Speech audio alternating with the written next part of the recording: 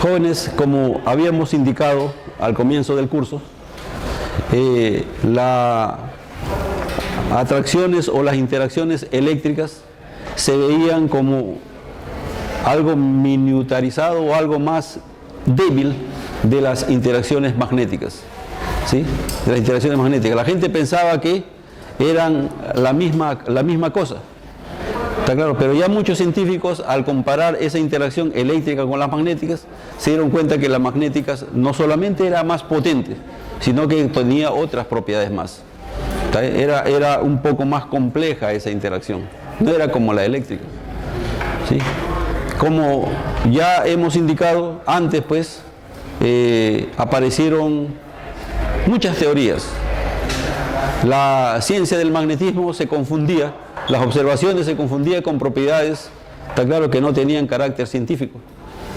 No podemos decir ni desechar esas cuestiones, por motivos que no puedo decir ahora, porque la ciencia actualmente, a donde va la ciencia, se da uno cuenta o se ha podido establecer o está estableciéndose de que esa percepción que tenían, digamos, personas en ciertos estados está coincidiendo con los resultados científicos. Parece que todo al último va a terminar en una sola coincidencia. A ver, entonces, dentro de los resultados, ¿no?, científicos, el primero que hizo una diferenciación de las interacciones eléctricas con las magnéticas fue el matemático, inventor médico italiano Gerolamo Cardano. Sí, de él hablamos nosotros al comienzo también, ¿no?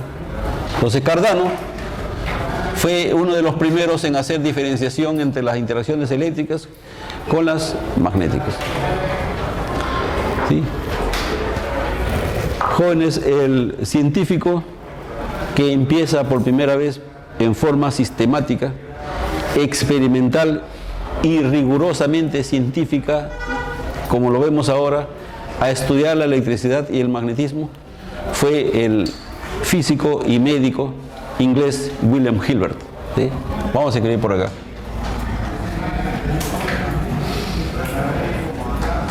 Este señor, este médico, fue, bueno, para su época una gran personalidad. Él fue presidente de la Sociedad Real de Medicina de Londres. Está claro, una sociedad, pero una sociedad tan estricta, está claro, del cual él termina o fue su presidente.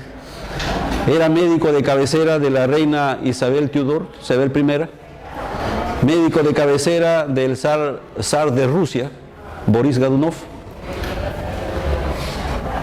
y tenía tiempo para experimentar también con la física, en este caso la electricidad y el magnetismo.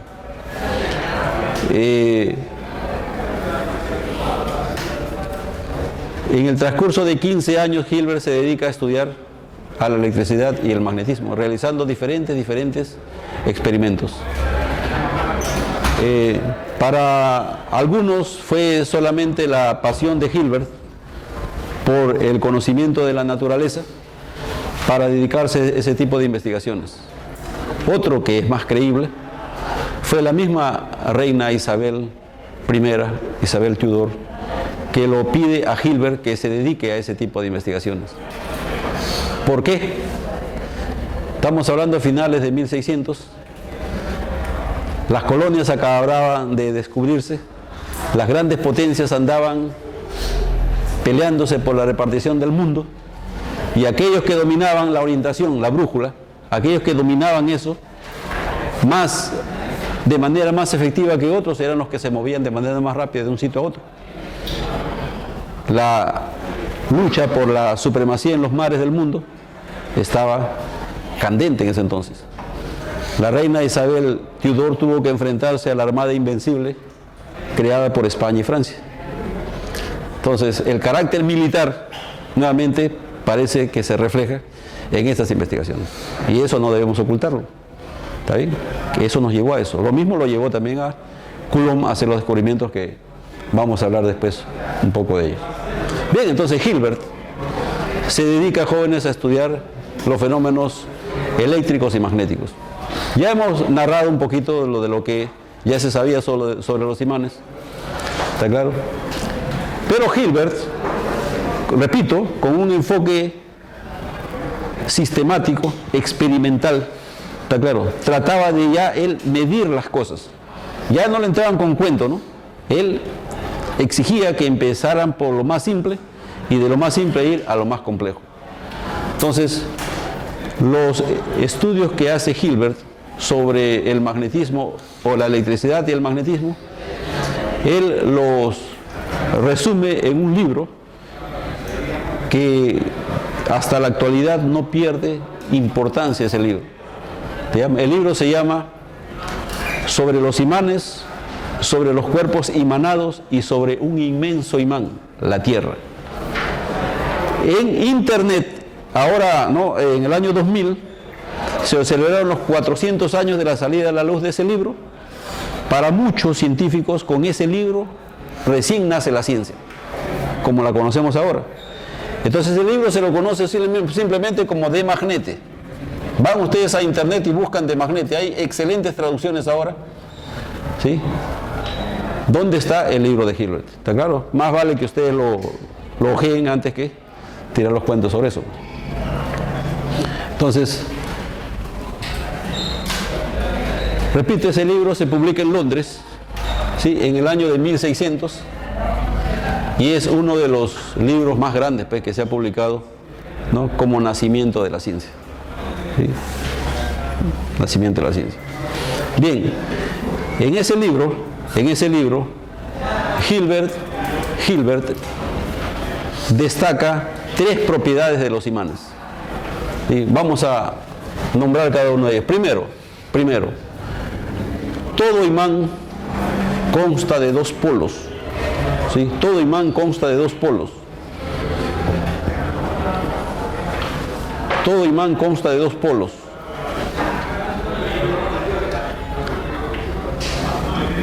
A uno se lo llamó norte y a otro se lo llamó sur. Al que se lo llamó norte también se lo llama polo positivo, y al que se lo llamó polo sur también se lo llama polo negativo, como en la electricidad. La segunda propiedad que destaca Hilbert, cosa que ya se conocía ya desde la antigüedad, ustedes ven que solamente él pone orden en esto. Polos de igual nombre se repelen. Polos de igual nombre se repelen, y polos de nombre contrario se atraen.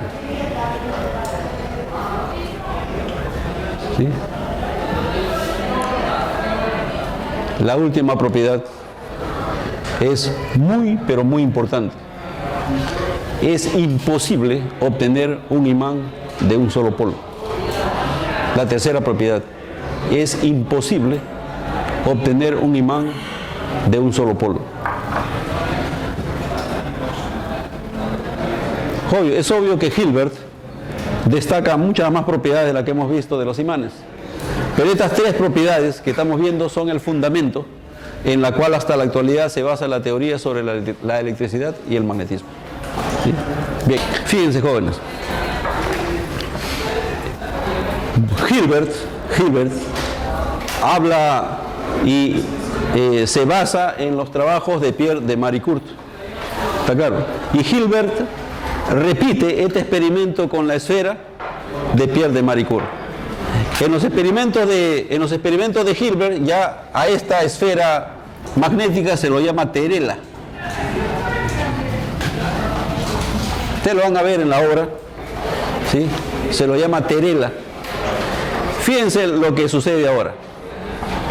Hilbert, obvio que repite todos los experimentos de Maricourt, está claro. Inclusive los datos biográficos que tenemos de Hilbert nos indican de que Hilbert, todo lo que ganaba como médico, todo lo invertía en sus dispositivos para experimentar la electricidad y el magnetismo.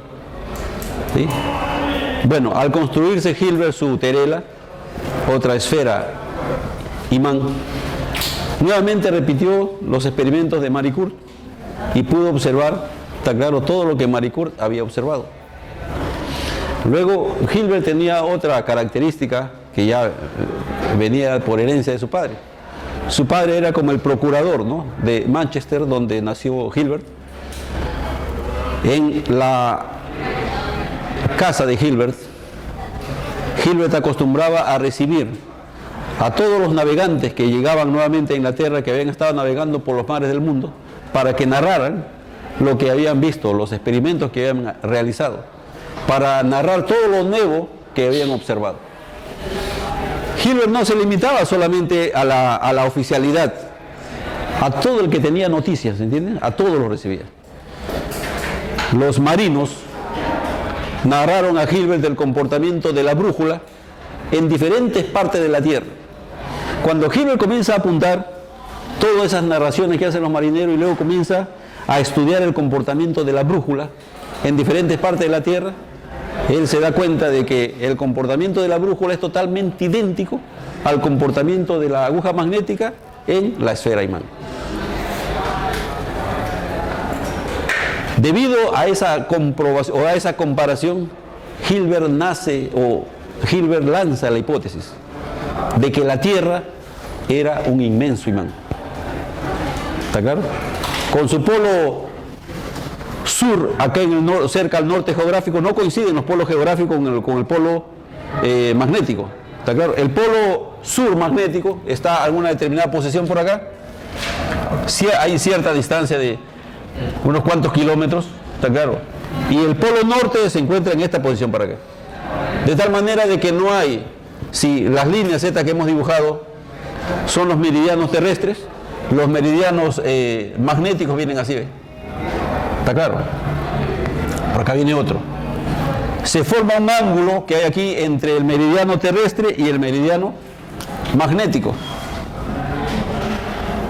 A ese ángulo se llama desviación magnética. Muy importante era entonces para la navegación, cuando se usaban solamente imanes para la navegación. El primero que midió la desviación magnética en la historia de la humanidad fue Cristóbal Colón, ¿sí? En su viaje hacia América.